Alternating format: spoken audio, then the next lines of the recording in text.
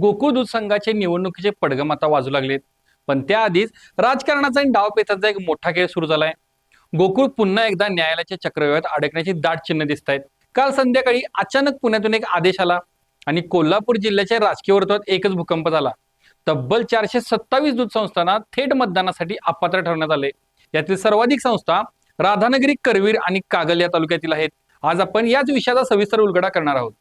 संस्था अपात्र ठरवण्याचा नियम काय सांगतो? महायुतीच्या नेत्यांमध्ये या अपात्र संस्थेवरून काय संघर्ष सुरू आहे? निवडणूक न्यायालयीन प्रक्रियेत अडकणार का? पाहूयात या आजच्या स्पेशल रिपोर्टमध्ये. नमस्कार, मी हर्षवर्धन भोसले, सकलम मध्ये आपले स्वागत आहे. सध्या गोकुळच्या निवडणुकांसाठी ठराव गोळा करण्याची प्रक्रिया सुरू आहे. ठरावधारकांना ठरावपत्रे पाठवण्याचा काल शेवटचा दिवस होता.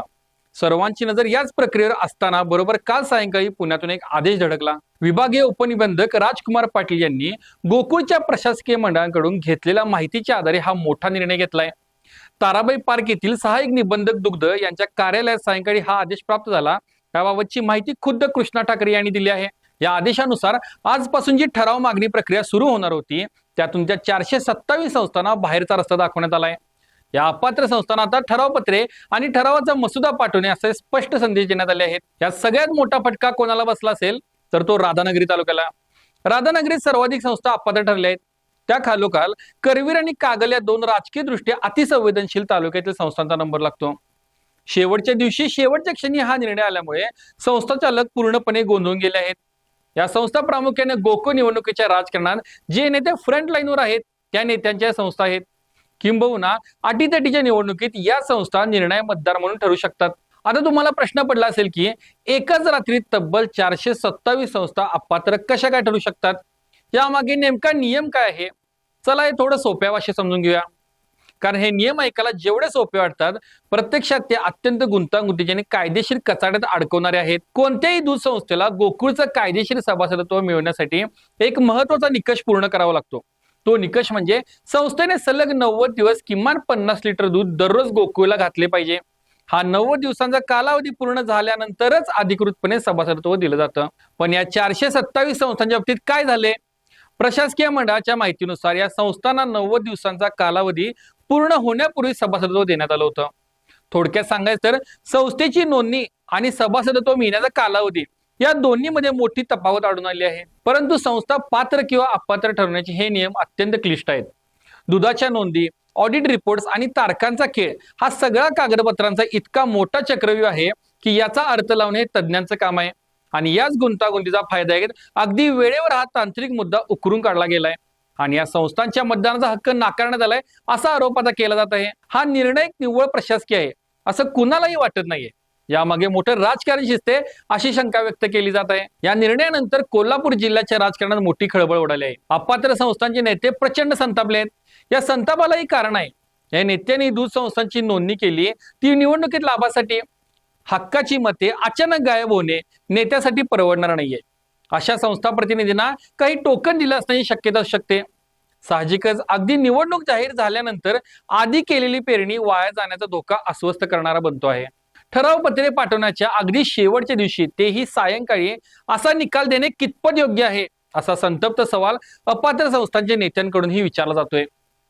न्याय द्यायचाच होता तर तो आधी का नाही दिला? शेवटच्या क्षणी निर्णय देऊन संस्थांना अपील करण्याची संधीच मिळू नये अशी ही खेळी होती का? असे प्रश्न आता उपस्थित होत आहेत.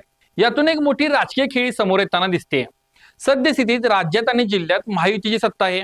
मात्र महायुतीचे नेते एकमेकांचे पाय ओढण्याच्या नादात हा पात्र अपात्रचा खेळ खेळत आहेत की काय अशी दाट शंका राजकीय वर्तुळातून व्यक्त होत आहे. अंतर्गत राजकारणाबाई आणि वर्चस्वाच्या लढाईतून एकमेकांच्या संस्था अपात्र ठरवण्याचं हे राजकारण आता टोकाला पोहोचलंय.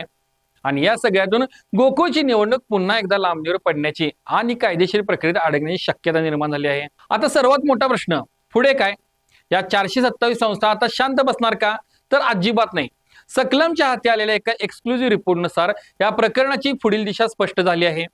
या 427 अपात्र संस्थांमधील अनेक संस्था आता थेट न्यायालयात दाद मागणार आहेत.